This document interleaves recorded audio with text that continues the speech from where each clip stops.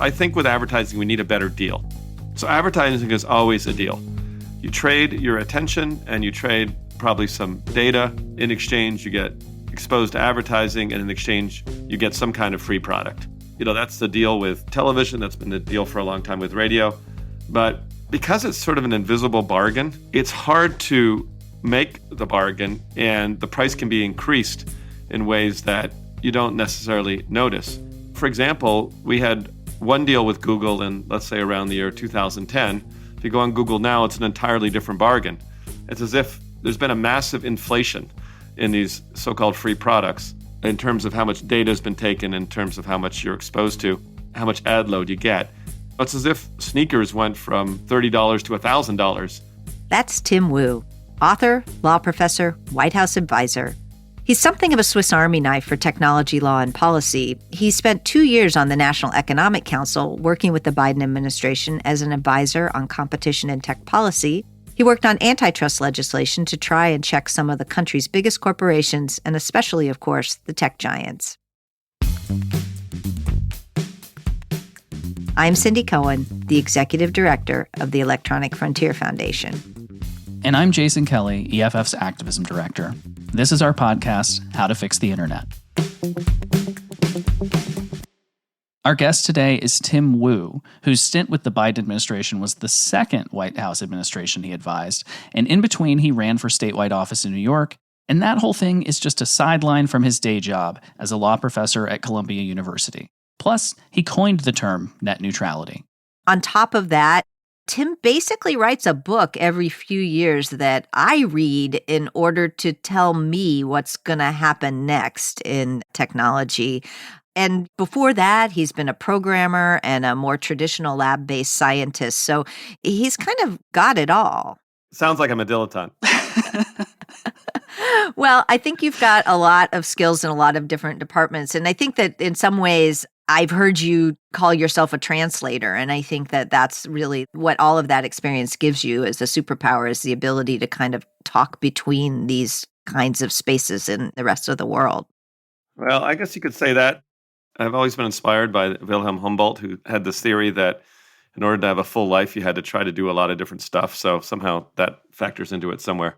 That's wonderful. We want to talk about a lot of things in this conversation, but I kind of wanted to start off with the central story of the podcast, which is, what does the world look like if we get this right? You and I have spent a lot of years talking about all the problems, trying to lift up obstacles and get rid of obstacles. But if we reach this end state where we get a lot of these problems right, in Tim Wu's world, what does it look like? Like, what does your day look like? What do people's experience of technology look like?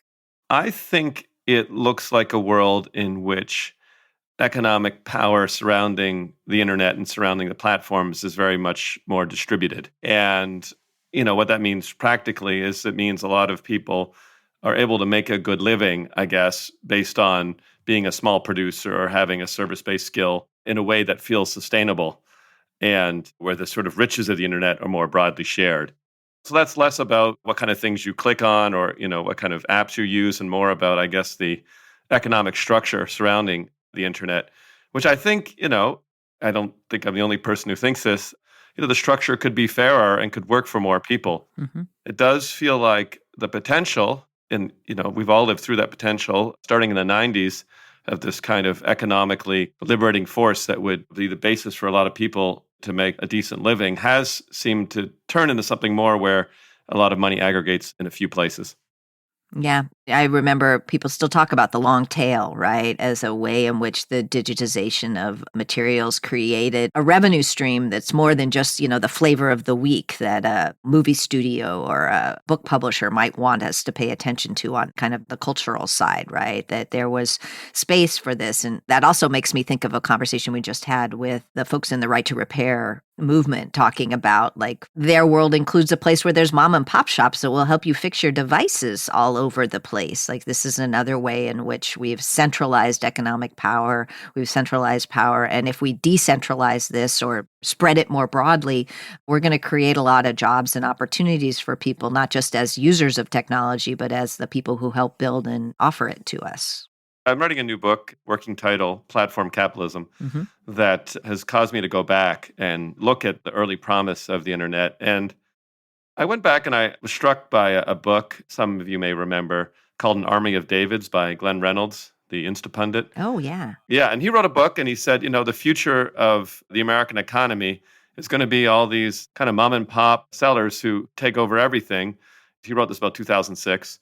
And he says, bloggers are already competing with news operations. Small sellers on eBay are already competing with retail stores, and so on down the line that, the age of the big centralized Goliath is over and the little guys are going to rule the future. Mm. Kind of dovetailed. I went back and read Yochai Benkler's early work Yep. about a production commons model Yep. and how, there'll be a new mode of production. Those books have not aged all that well. In fact, I think the book that wins is blitzscaling. That somewhere along the line, instead of the internet favoring small business, small production, things went in the exact opposite direction. And when I think about Yochai Benkler's idea of sort of production-based commons, Waze was like that, the mapping program, Yep. until one day Waze was just bought by Google. So I was just thinking about those as I was writing that chapter of the book. Yeah, I think that's right. I think that identifying, and you've done a lot of work on this, identify the way in which we started with this promise and we ended up in this other place can help us figure out. And Cory Doctorow, our colleague and friend, has been doing a lot of work on this with choke point capitalism and other work that he's done for EFF and elsewhere. And I also agree with him that, we don't really want to create the good old days. We want to create the good new days, right? We want to experience the benefits of an internet post-1990s, but also have those riches decentralized or shared a little more broadly, or a lot more broadly, honestly. Yeah, I think that's right. And so I think part of what I'm saying, what would fix the internet or what would make it something that people feel excited about? I think people are always excited about apps and videos, but also people are excited about their livelihood and making money. Mm-hmm. And if we can figure out the kind of structure that makes capitalism more distributed surrounding platforms, it's not abandoning the idea of you have to have a good site or a product or something to gain customers. It's not a total surrender of that idea, but a return to that idea working for more people. I mean, one of the things that you taught me in the early days is how kind of 'twas ever so, right? If you think about radio or broadcast medium or other previous mediums, they kind of started out with this promise of a broader impact and broader empowerment and didn't end up that way as much as well. And I know that's something you've thought about a lot. Yeah, the first book I wrote by myself, The Master Switch, had that theme. And at the time when I wrote it, I wrote a lot of it in the 09, 08, 07 kind of period. And I think at that point, I had more optimism that the internet could hold out, that it wouldn't be subject to the sort of monopolizing tendencies that had taken over the radio, which originally was thousands of radio stations, or telephone system, which started as this go west, young man, and start your own telephone company kind of technology, film industry, and many others. I was firmly of the view that things would be different. I think I thought that because of the CCP IP protocol, because of the platforms like HTML that were, at the center of the web, because of net neutrality, lasting influence. But frankly, I was wrong. I was wrong, at least when I was writing the book.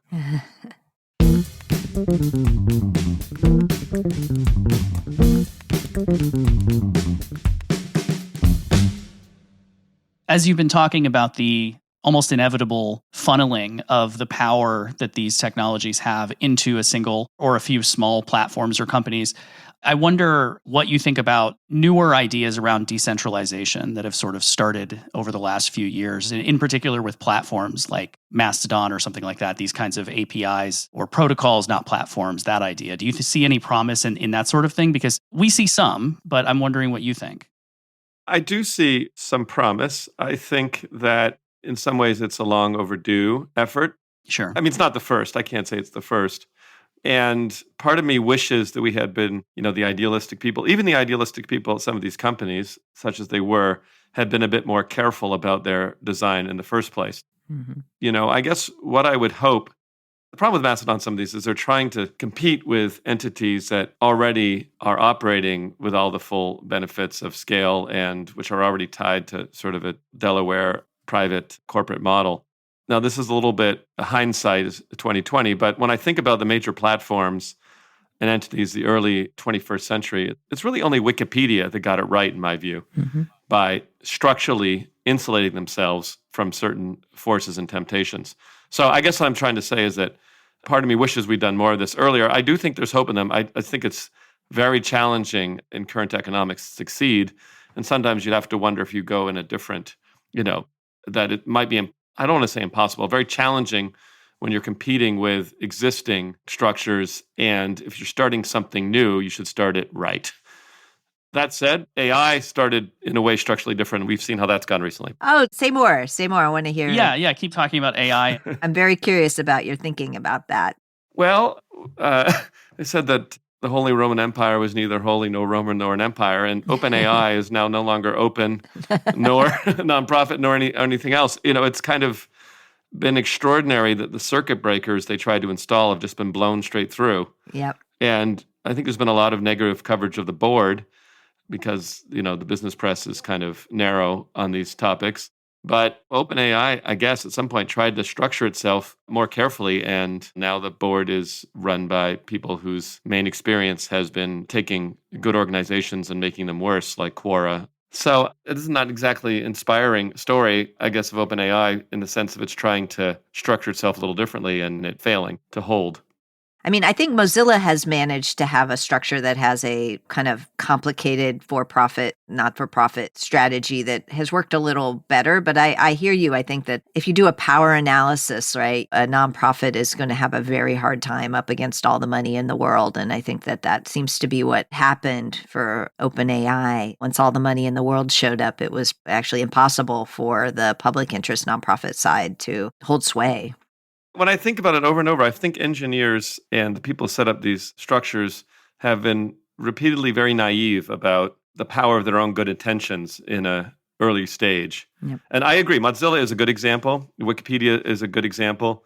Google, I remember when they IPO'd, they had some setup and they said, we're not going to be an ordinary company. Yes. Or something like that. And they sort of had preferred stock for some of the owners. But, Google is still in some ways an impressive company, but it's hard to differentiate them from any other slightly money-grubbing, non-innovative colossus of the kind they were determined not to become. Yep. And, there was this like, well, let's not be us because we're different. We're young and idealistic, and why would we want to become, I don't know, like Xerox or IBM? But like all of us, you begin by saying, I'm never going to become like my parents, and then next thing you know, you're yelling at your kids or whatever. Yeah, it's the, meet the new boss the same as the old boss, right? Yeah. What we were hoping was that we would be free of some of the old bosses and have a different way to approach. But the forces are pretty powerful that stick people back in line, I think.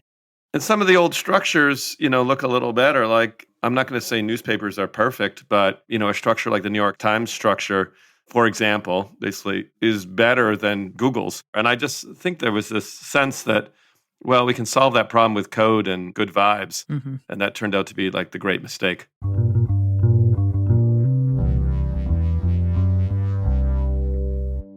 One of the conversations that you and I have had over the years is kind of the role of regulation on the internet. I think the fight about whether to regulate or not to regulate the internet was always a little beside the point. The question is how. And I'm wondering what you're thinking now. You've been in the government a couple times. You've tried to push some things that were pretty regulatory. How are you thinking now about something like centralized regulatory agency or another approach to, regulating the internet?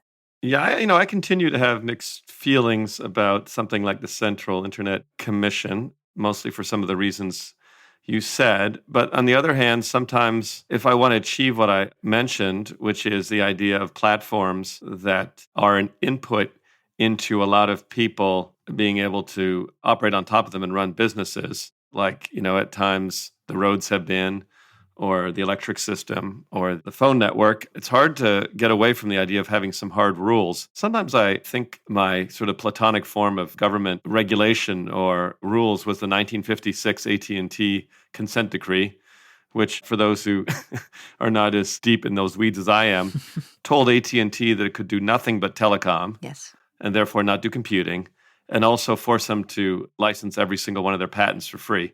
And the impact of that was more than one. One is because they were out of computing. they were not able to dominate it. And you had companies then new to computing like IBM and others that got into that space and developed the American computing industry completely separate from AT&T. And you also ended up having a lot of the semiconductor companies start that time with the transistor patent and other patents they used for free. So, I don't know exactly how you achieve that, but I'm drawn to basically keeping the main platforms in their lane. Mm-hmm. I would like there to be more competition. The antitrust side of me would love it. And I think that in some areas we are starting to have it, like in social media, for better or for worse. But maybe for some of the more basic fundamentals, online markets, and as much competition as we can get, but some rule to stay out of other businesses, some rule to stop eating the ecosystem. I do think we need some kind of structural separation rules. Who runs those is a little bit of a harder question.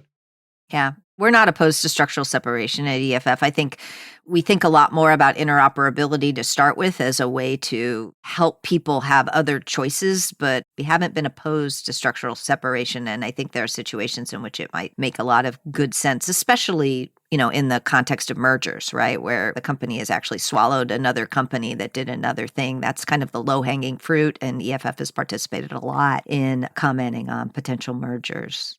I'm not opposed to the idea of pushing interoperability. I think that it's based on the experience of the last 100 years. It is a tricky thing to get right. I'm not saying it's impossible. Mm-hmm. We do have examples. The phone network in the early 20th century and interconnection was relatively successful. Yep. And right now, when you change between, let's say, T-Mobile and Verizon, there's only 3 left, but you get to take your phone number with you, which is a form of interoperability. But Mm-hmm. it has the risk of being something you put a lot of effort into and it not necessarily working that well in terms of actually stimulating competition, particularly because of the problem of sabotage. Yeah. As we saw in the 96 Act. So it's actually not about the theory, it's about the practice, the legal engineering of it. Can you find the right thing where you've got kind of a cut point where you could have a good interoperability scheme? Let's take a quick moment to say thank you to our sponsor. How to Fix the Internet is supported by the Alfred P. Sloan Foundation's program in Public Understanding of Science and Technology, enriching people's lives through a keener appreciation of our increasingly technological world, and portraying the complex humanity of scientists, engineers, and mathematicians. And now back to our conversation with Tim Wu. I was intrigued by what he said about keeping platforms in their lane. I wanted to hear him speak more about how that relates to antitrust. Is that spreading into other ecosystems what sets his alarm bells off? How does he think about that? I guess the phrase I might use is quarantine. Is you want to quarantine businesses, I guess, from others. And it's less of a traditional antitrust kind of remedy, although it obviously in the 56 consent decree, which was out of an antitrust suit against AT&T, it can be a remedy. Mm-hmm. And the basic idea of it is it's explicitly distributional in its ideas. It wants more players in the ecosystem, in the economy. It's almost like an ecosystem promoting device, which is you say, okay, you are the unquestioned master of this particular area of commerce. Maybe we're talking about Amazon and its online shopping and other forms of e-commerce or Google in search. We're not going to give up on the hope of competition, but we think that in terms of having a more distributed economy where more people have their say, almost in the way that you might insulate the college students from the elementary school students or something, we're going to give room for other people to develop their own industries in these side markets. Mm. Now, there's resistance to say, well, okay, but Google's going to do a better job in, shopping or something. They might do a good job, they might not, but, they've got their returns and they're always going to be an advantage as a platform owner and also as a monopoly owner of having the ability to cross-subsidize and the ability to help themselves. So I think you get healthier ecosystems with quarantines. That's basically my instinct. And, we do quarantines either legally or de facto all the time. As I said, the phone network it has long been barred from being involved in a lot of businesses. Banking is kept out of a lot of businesses because of obvious problems of corruption. The electric network, I guess they could make toasters if they want, but it was never set up to allow them to dominate the appliance markets. And if they did dominate the appliance markets, I think it would be a much poorer world, a lot less interesting innovation, and frankly, a lot less wealth for everyone. So yeah, I have strong feelings. It's more of my net neutrality side that drives this thinking than my antitrust side. I'll put it that way.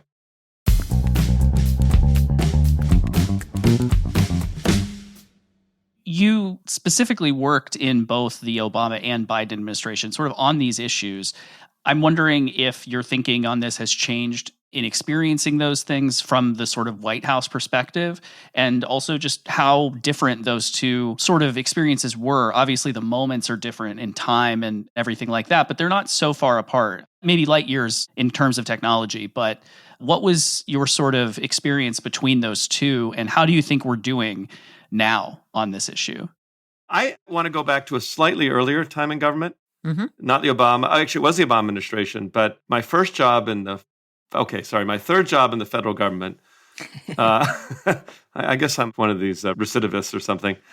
Was at the Federal Trade Commission Oh, yeah, I when remember. we were, in fact, taking the first hard look at big tech. And in fact, we're investigating Google for the first time for antitrust, possible offenses. And we also did the first privacy remedy on Facebook, Mm-hmm. which I will concede was a complete and absolute failure of government. One of the weakest remedies, I think. We did that right before Cambridge Analytica and obviously had no effect on Facebook's conduct at all. So one of the failed remedies. I think that when I think back about that period, the main difference was that the tech platforms were different in a lot of ways. I believe that monopolies and big companies have a life cycle, and they were relatively early in that life cycle, maybe even in a golden age. A company like Amazon seemed to be making life possible for a lot of sellers. Google was still in its early phase and didn't have a huge number of verticals, still had limited advertising. Most searches still didn't turn up that many ads. They were in a different stage of their life. And they were also still felt somewhat, they were still already big companies. They still felt relatively, in some sense, vulnerable to even more powerful economic forces. So they hadn't sort of reached that maturity. 10 years later, I think the life cycle has turned. I think companies have largely abandoned innovation in their core products and turned to defense and trying to improve most of their innovations are attempting to raise more revenue and supposed to make the product better. Kind of remind me of the airline industry, which stopped innovating somewhere in the 70s and started trying to innovate in terms of price structures and seats being smaller. Yep. That kind of thing. You reach this endpoint. I think the airlines are the endpoint where, you take a high tech industry at one point and just completely give up on anything Mm-hmm. other than trying to innovate in terms of your pricing models. Yeah, I mean, Corey keeps coming up, but of course, Corey calls it the enshittification Yes. of services, and I think that is, in typical Corey way, captures this stage of the process. Yeah. Just to speak more broadly, I think there's a lot of faith and belief that the company like Google, at its heart meant well. And I do still think the people working there mean well, but I feel that the structure they set up, which requires showing increasing revenue and profit every quarter, began to catch up with them much more, and we're at a much later stage of the process. Yep. Or the life cycle, I guess I'd put it. And then for you, kind of coming in as a government actor on this, what did that mean in terms of, I'm assuming, I kind of want to finish the sentence for you, and that, that meant it was harder to get them to do the right thing. It meant that their defenses were better against trying to do the right thing. How did that impact the governmental interventions that you were trying to help make happen? I think it was both. I think there was both in terms of government action, a sense that the record was very different. Mm-hmm. I mean, the Google story in 2012 is very different than 2023. And the main difference is in 2023, Google is paying out $26.3 billion a year to other companies to keep its search engine where it is and arguably to split the market with Apple. Yep. There wasn't that kind of record back in 2012. Maybe we still sort of acted, but there wasn't that much money being so obviously spent on pure defensive monopoly. But also people were less willing. They thought the companies were great. They overall, there's a broader ideological change that people still felt. Many people from the Clinton administration felt the government was the problem. Private industry was the solution. Had kind of a sort of magical thinking about the ability of this industry to be different in some fundamental way. Mm-hmm. So the chair of the FCC wasn't willing to pull the trigger. The economists all said it was a terrible idea. They failed to block over 1,000 mergers that big tech did during that period, Yep. which I think very low odds that none of those thousands were anti-competitive, Mm-hmm. or in the aggregate that maybe that was a way of building up market power It did enrich a lot of small company people, but I think people at companies like Waze really regret selling out and, end up not really building anything of their own, but becoming a tiny subpost of the Google empire. Yeah, the acqui-hire thing is very central now. And what I hear from people in the industry is that, like, if that's not your strategy to get acquired by one of the ones, it's very hard to get funded, right? It feeds back into the VC and how you get funded to get something built. If it's not something that one of the big guys is going to buy, you're going to have a hard time building it, and you're going to have a hard time getting the support to get to the place where you might actually even be able to compete with them. And I think sometimes people forget we had different models. Right. Some of your listeners might forget that, in the 70s, 80s, and 90s and early thousands, people did build companies not just to be bought, Right. but to build fortunes or because they thought it was a good company. Right. I mean, the people who built Sun or Apple or, Microsoft, they weren't saying, well, I hope I'm going to be bought by IBM one day. And they made real fortunes. I mean, being acquired, you can obviously become a very wealthy person, but you don't become a person of significance. You can go fund a charity or something, but you haven't really done something with your life.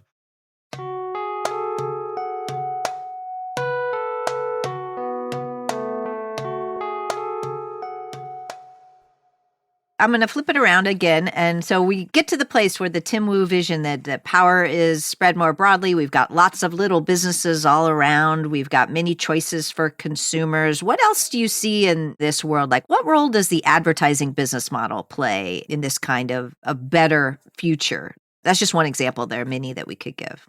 Yeah, no, I like your vision of a different future. I think just like focus on it. It goes back to the sense of opportunity. And, you could have a life where you run a small business that's on the internet that is a respectable business, and you're neither a billionaire nor you're impoverished, but you just had to have your own business the way people have like restaurants in New York or used to run like stores in other parts of the country. And in that world, I mean, in my ideal world, there is advertising, but advertising is primarily informational, if that makes sense. And it provides useful information. Mm-hmm. And I think, look, it's a long way to go between here and there, but where, it's not default business model for informational sources such that it has much less corrupting effects. I think that advertising, obviously everyone's business model is going to affect them, but advertising has some of the more corrupting business models around. So in my ideal world, it's not that advertising will go away. People want information, but we'd strike a better bargain. Yeah. Exactly how you do that, I guess more competition helps, lower advertising. Sites you might frequent, better privacy protecting sites, but also passing privacy legislation might help too. I think that's right. I mean, EFF has taken a position that we think we should ban behavioral ads. That's a pretty strong position for us and not what we normally do to say, well, we need to ban something. But also that we need, of course, comprehensive privacy law, which is, kind of underlines so many of the harms that we're seeing online right now is this lack of a baseline privacy protection. I don't know if you see it the same way, but it seems to be the through line for a lot of harms that are coming up as things people are concerned about. I mean, absolutely. And I don't want to give EFF advice on their views, but I would say that I think it's wise to see the totally unregulated collection of data from millions, if not billions of people as a source of so many of the problems that we have. It drives unhealthy business models. It leads to real world consequences in terms of identity theft and so many others. But I think I'd focus first on the kind of behavior that it encourages, the kind of business model it encourages, which are ones that just don't in the aggregate feel very good for the businesses or for us in particular. So my first priority legislatively, I think if I were acting at this moment, would be starting right there with a privacy law that is not just something that gives supposed user rights to take a look at the data that's collected, but that meaningfully stops the collection of data. Yep. And I think we'll all just shrug our shoulders and say, we're better off without that. Yeah. Yes, it supported some, but we will still have some of the things. It's not as if we didn't have friends before Facebook. Yeah. It's not as if we didn't have video content before YouTube. These things will survive without behavioral advertising. I think your stance on this is entirely correct.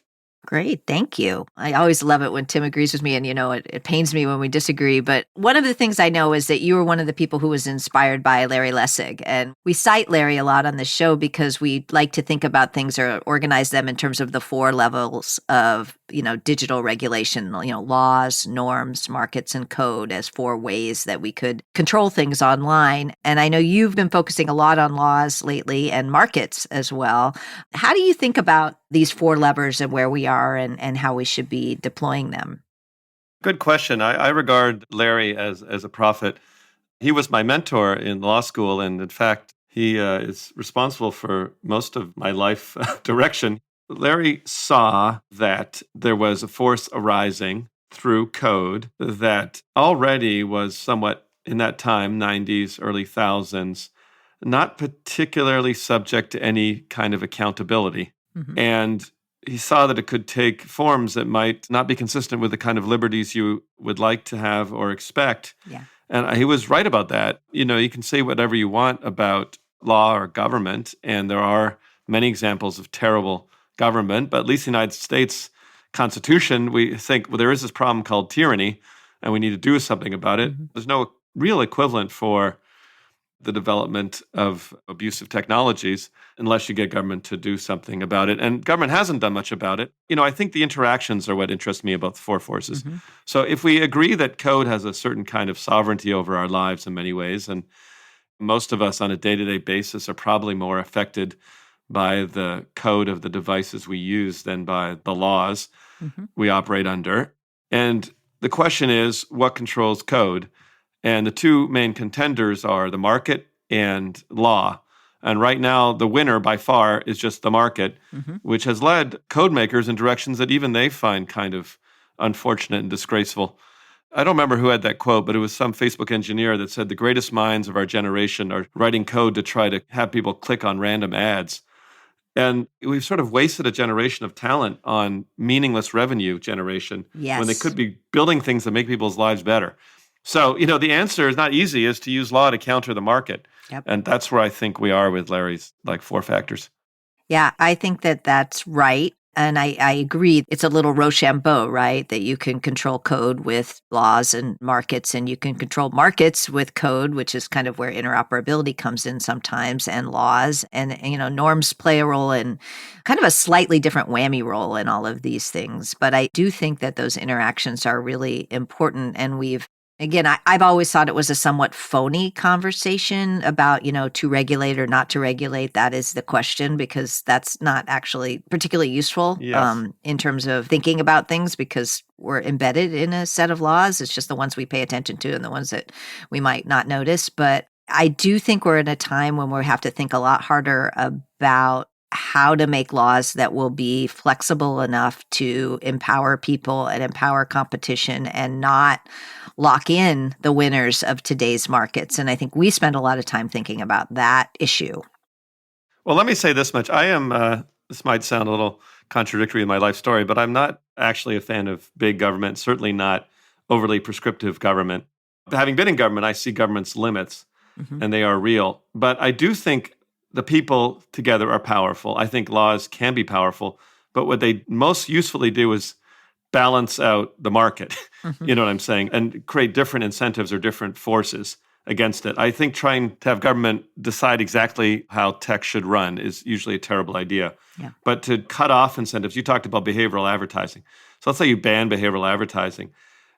Just the way we ban child labor or something, you can live without it. Yep. And yeah, maybe we're less productive because we don't let 12-year-olds work in factories. There's a marginal loss of revenue, but I frankly think it's worth it. Mhm. And some of the other practices that have shown up are, kind of in some ways the equivalent, and we can live without them. And it's sort of easy to say we should ban child labor. But when you look for those kind of practices, that's where we need law to be active.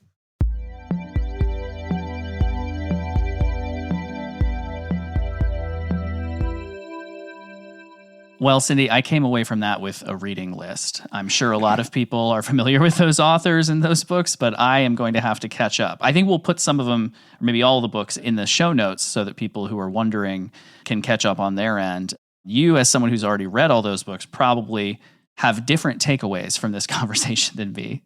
What I really like how Tim thinks. He comes out of this, especially most recently, from an economics perspective.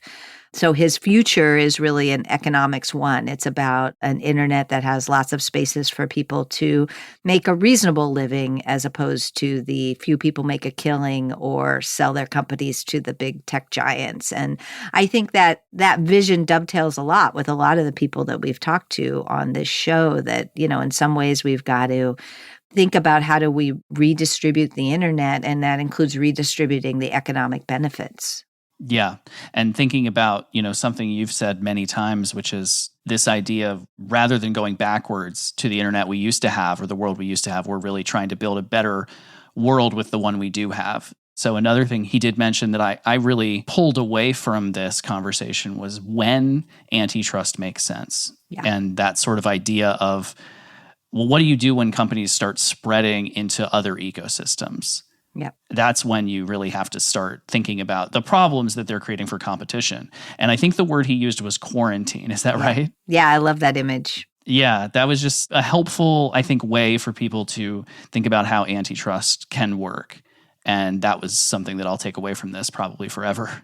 Yeah, I also liked his vision of what kind of deal we have with a lot of these free tools, or AKA free tools. Yeah. Which is, at one time when we signed up for a Gmail account, the deal was that it was going to look at what you searched on and what you wrote, and then place you ads based on the context and what you did. And now that deal is much, much worse. And I think he's right to likening that to something that has secretly gotten much more expensive for us, that the deal for us as consumers has gotten worse and worse. And I really like that framing, because again, it kind of translates out from the issues where we live, which is, privacy and free speech and fairness, and turns it into something that is actually kind of an economic framing of some of the same points.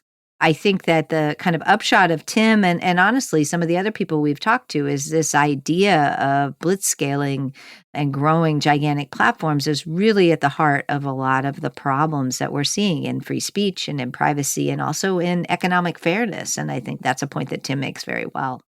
I mean, I think that from, the attention merchants, the curse of bigness, Tim has been writing in this space for a while. What I appreciate is Tim is really a person who came up in the internet. He understands the internet. He understands a lot of the values. And so he's not writing as an outsider throwing rocks as much as an insider who is kind of dismayed at how things have gone and looking to try to unpack all of the problems. And I think his observation, which is shared by a lot of people, is that a lot of the problems that we're seeing inside tech are also problems we're seeing outside tech. It's just that tech is new enough that they really took over pretty fast. But I think that it's important for us to both recognize the problems inside tech, and it doesn't let tech off the hook to note that these are broader societal problems, but it may help us in thinking about how we get out of them.